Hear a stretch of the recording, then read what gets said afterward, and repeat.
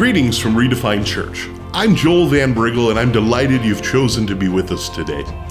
Redefined Church is a gathering of people from many different nations and various backgrounds who are exploring faith at the intersection of life, community, and mission.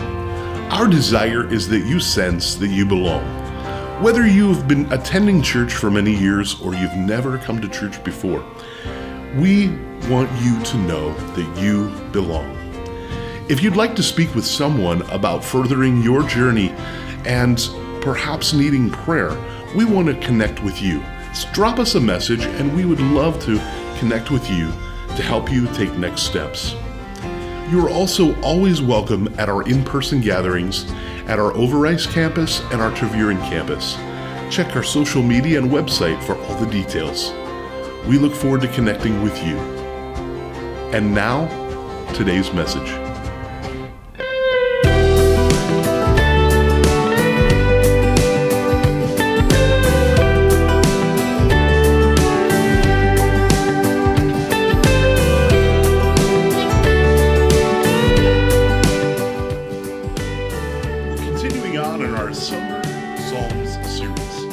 Summer is a great time to kind of reevaluate your life and your spiritual walk and your journey of faith. Are you where you want to be with God?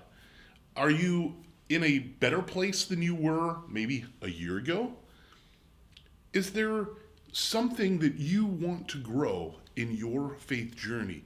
Is there an area of your life that you want to grow in? Well, that's the whole purpose of this Summer Psalm series.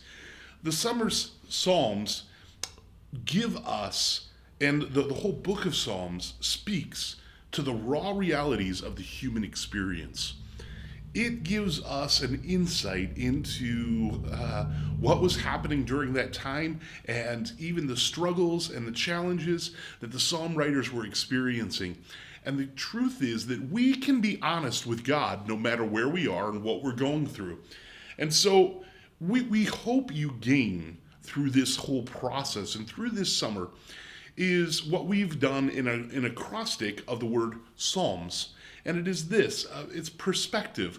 We hope that you gain a higher view, sanctuary, a place of a restful retreat, where we hope that a thankful heart is something that as you read the songs, your heart just begins to fill up with thanks for God and all that He's done.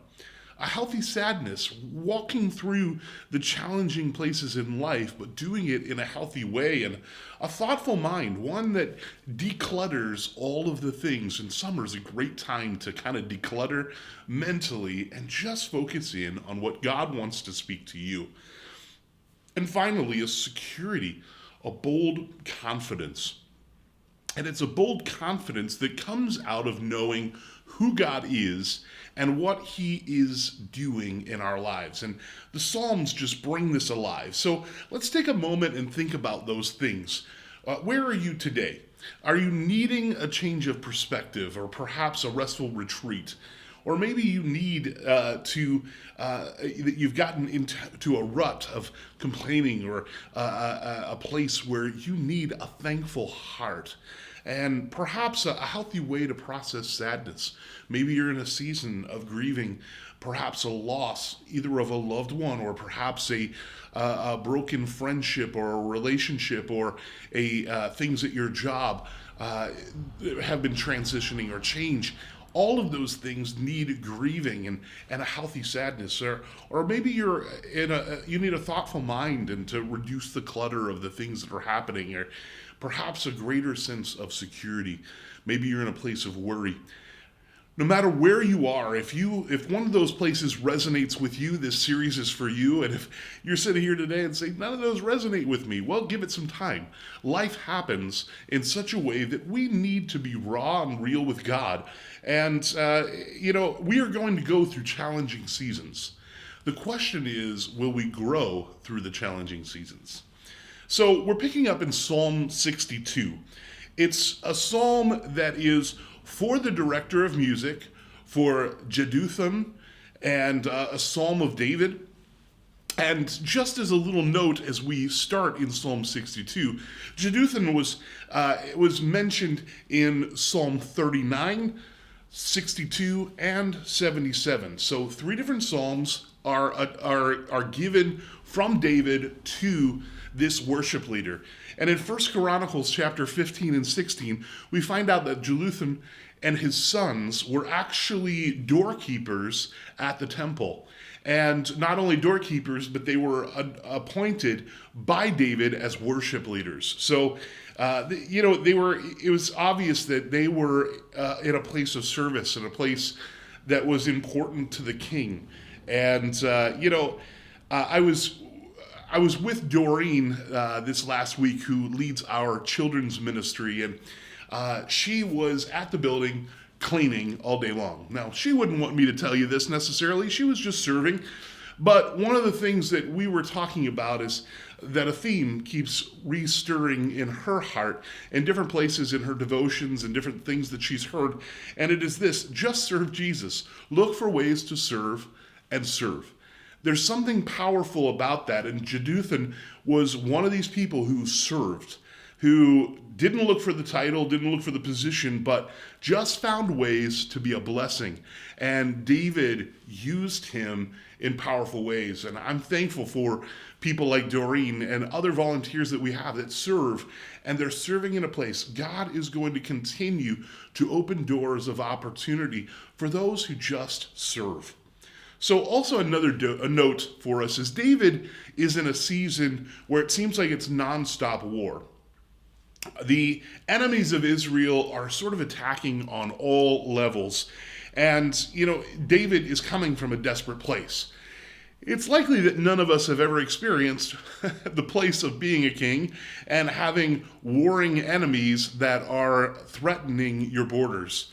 But if you've ever been in a place of desperation, you know how that feels. And I was reminded of, for those who know my story, I survived a ruptured brain aneurysm. And while I was in the hospital for 22 days, there were moments in that scenario where I was not sure that I was going to survive. In fact, I was in a real desperate place. In fact, I even looked at Gail one day and said, "Well, Gail, I hope you meet someone nice. And I hope our children grow up to be good people."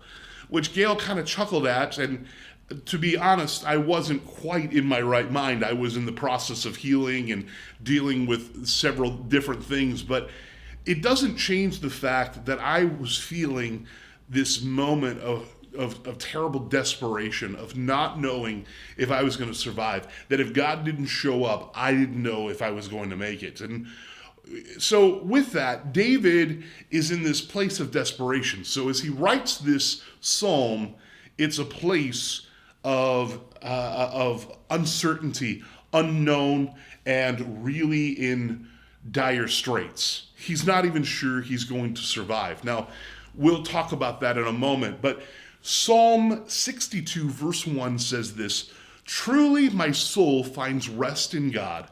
My salvation comes from him."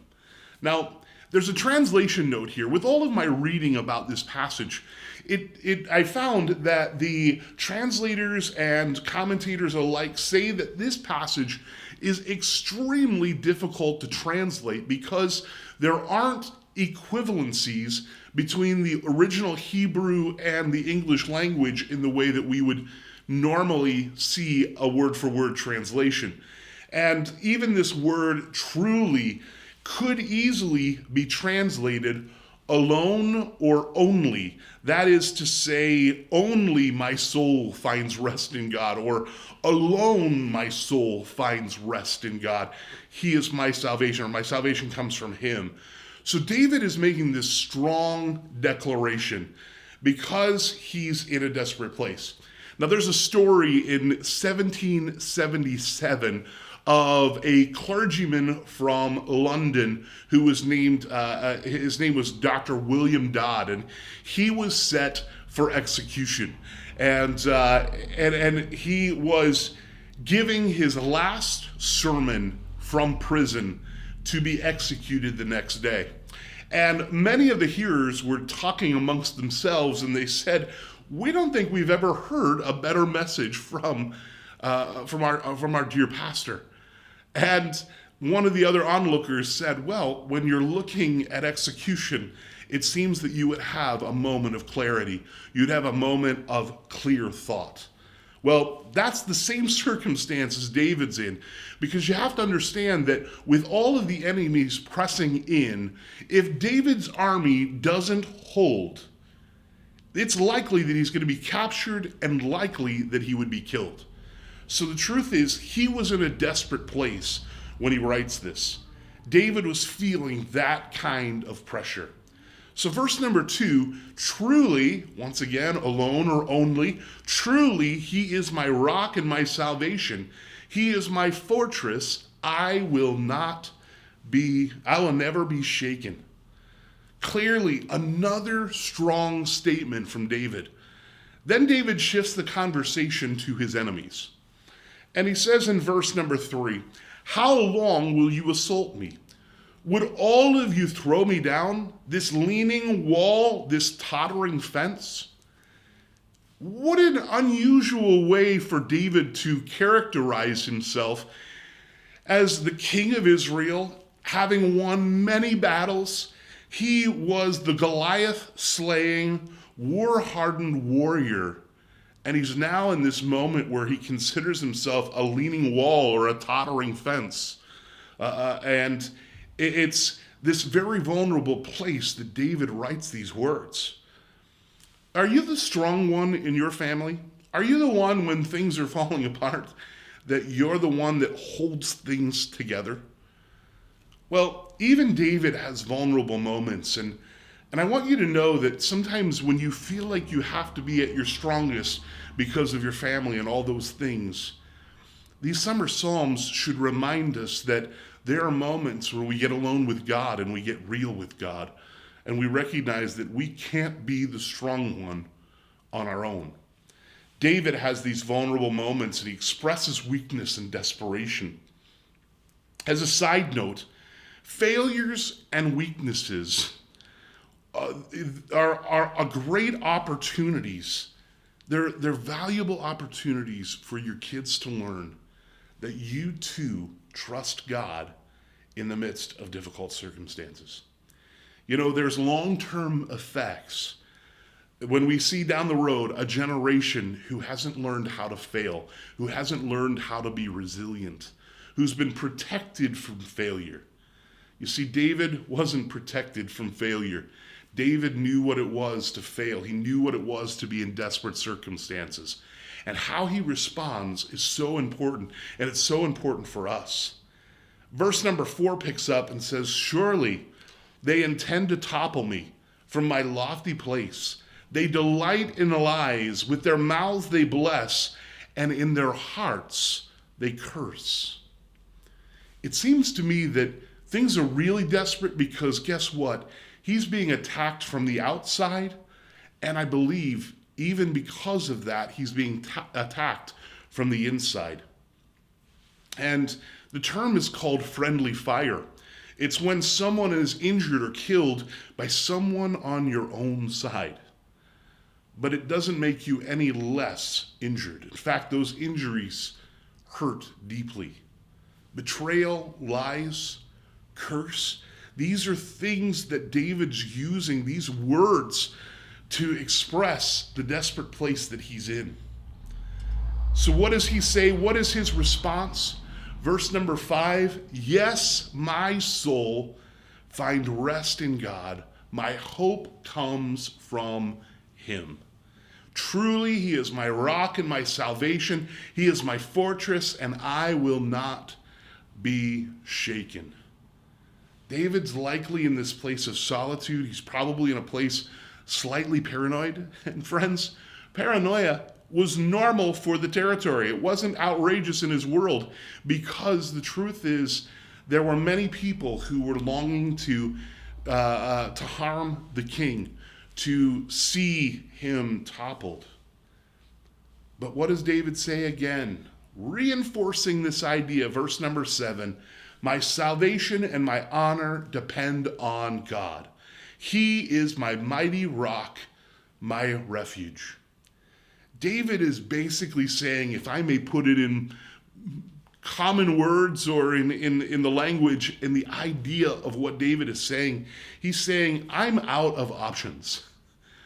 Everyone's pressing in on all sides. I have no backup plan. God, if you fail, there is no hope, and my honor is gone. There is no honor. I've found in my own life that backup plans often lead to prolonged pain.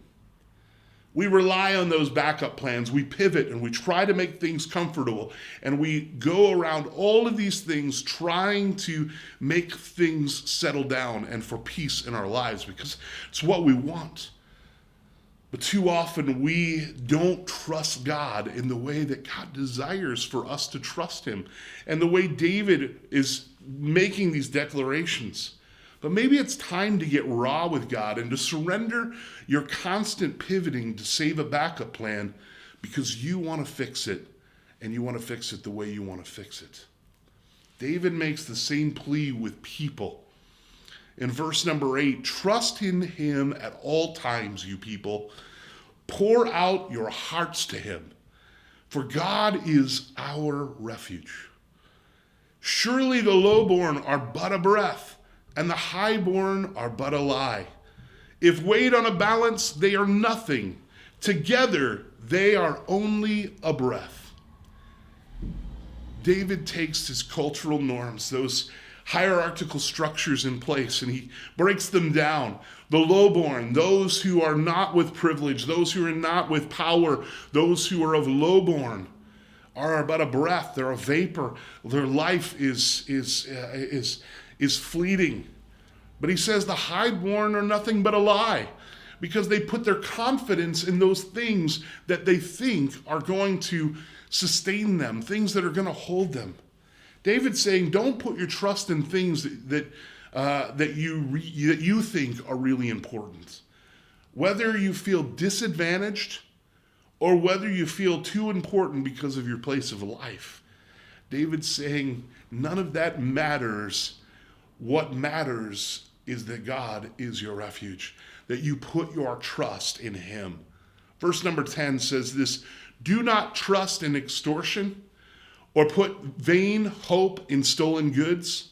Though your riches increase, do not set your heart on them. God, David's reinforcing these ideas that your trust needs to be in God alone, not in the things of this world, not in the things that society thinks brings comfort or power or happiness, but that we put our trust in God. He goes on in verse number 11, one thing God has spoken, two things I have heard. Now, when I hear that, I can think of some examples, like when I hear Joel, whether it was from my mom or whether it's from Gail, it's one thing spoken, it's my name, but two things I've heard. It's my name, and I'm probably in trouble for something. So, two things I've heard. So, we hear multiple things. So, David's saying, one thing God's spoken, two things I've heard.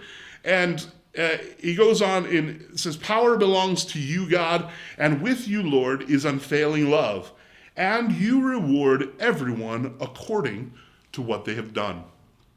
Now, these ideas seem kind of disjointed or out of sorts, but let me tell you, what David heard was really three things, it seems like, and you will find out that it's two things, but it sounds like threes because it says God is powerful, God is loving, and God is just. And so when we hear this, we hear say, power belongs to you, God, and with you, Lord, is unfailing love. This idea is God is incredibly powerful, and in his power, he is unfailingly loving. I love that, because in my place of weakness, in my place of vulnerability, I need the power and the strength of God mixed with the incredible love to pick up the broken pieces And you see, when I read this psalm, I am so thankful. My heart is filled with gratitude when I think about how God rescues us, how he's powerful, and how he's loving. And sometimes that rescue comes in a miraculous way, and sometimes it's just in his resonating presence to say, I know where you are, I know what you're going through, hang in there. Hold on, I love you, and I'm powerful enough to get you through this. And then he says, this reward sentence seems out of place, that you reward everyone according to what they've done. That seems to feed into this doing good things and getting favor with God. It's not that at all. Don't misunderstand what's being said here. This sentence is a strong declaration that God, in his time and in his perfect justice, will honor those who trust him. So don't give up. He will reward those who have done according to the trust in God. He will reward you according to what you've done. Do the right thing always, even when it hurts, even when it's not popular, even when everyone else is doing something else. Do the right thing. Keep trusting anyway. There's so much packed into this beautiful psalm, and I hope that you go and reread through it and allow God to work it in your heart. But the question is, what do I do when I'm in a desperate situation? Well, I'm going to give you 7 quick things, and they're going to be here on the screen for you. But what do I do when I'm in a desperate situation? According to this psalm, you find ways to serve God, just as Jeduth had done. He was the doorkeeper. He served. So find ways to serve God. Strongly declare who God is. 3, be vulnerable to God. He wants you to be honest with him. 4, surrender your backup plan. Say, God, my honor and my salvation depend on you. I'm putting all of my hope and all of my trust in you, God. Take a nap. It says, yes, my soul will find rest in God. Sometimes we just need, in the summer series and in the summertime, to just take a nap. Allow yourself to do that. Allow yourself to get the rest that you need. Number 6, remember that God is powerful and loving and just. He knows where you are. He loves you, and he is strong enough. And keep doing the right thing and trust him. In those desperate circumstances and desperate situations, God will meet you right where you are. Lord, I just come to you today and I pray that you would meet people right where they are. God, I pray that they would sense your power, your love, and your justice. Lord, the beautiful convergence of all of those things, so that we in a desperate moment can declare that you are my salvation, you're my refuge, you're my strength, oh God. Lord, I pray that people would reach out to you today, maybe those who have never done it before, Lord, would say that they would put their trust in you. And Lord, I thank you that I know that I can trust that you will meet them right where they are. Lord, I love you and I thank you for drawing us, Lord, for helping us to grow during this summertime. In Jesus' name I pray. Amen. Thank you so much for joining us here at Redefined Church. If you have any questions or want prayer, we encourage you to send us a private message. We would be happy to connect with you and to pray with you to help you in your faith journey. Make sure this week to get a hold of the Redefining Moments. You can find those on our website and on our Facebook page. It's a daily prayer and Bible reading guide designed to help you grow and in your walk with Jesus Christ. Make sure that you check out our website so that you can see everything that's happening and to be part of that here at Redefined Church. May God bless you, and we hope that you have an incredible week.